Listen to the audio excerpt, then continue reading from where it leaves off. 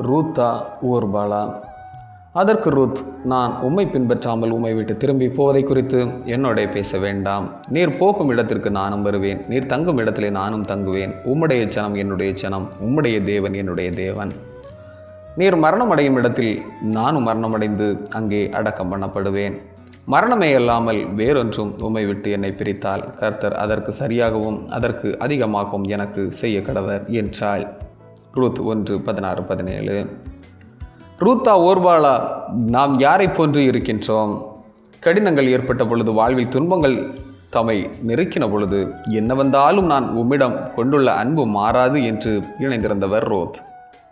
தனக்கும் வேதனை ஏற்படுமே என்று எண்ணி வேறு வாழ்வு தேடி சென்றவர் ஓர்பால்.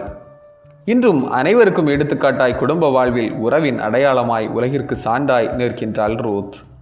குடும்ப வாழ்வு என்பது இன்பம், துன்பம், நன்மை, தீமை என அனைத்தும் நிரம்ப பெற்றதுதான்.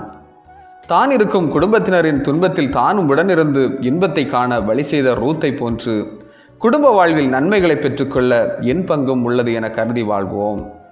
குடும்பங்களில் உறவுகளை இணைக்க ஒரு கருவியாக நாமும் இணைந்து செயல்படுவோம். குடும்பமாகுதலிலே மையமாய் நின்று பயணம் தொடர்ந்து உறவு, உணர்வு, பாசம் இவைகளையும் நிர்ணயம் செய்யும் இடத்திலும் வேதனை இருக்கத்தான் செய்கின்றது.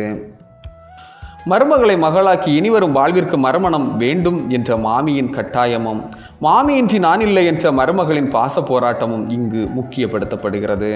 ஆமேன். இந்த நாள் உங்களுக்கு இனிய நாளாக மலரட்டும்.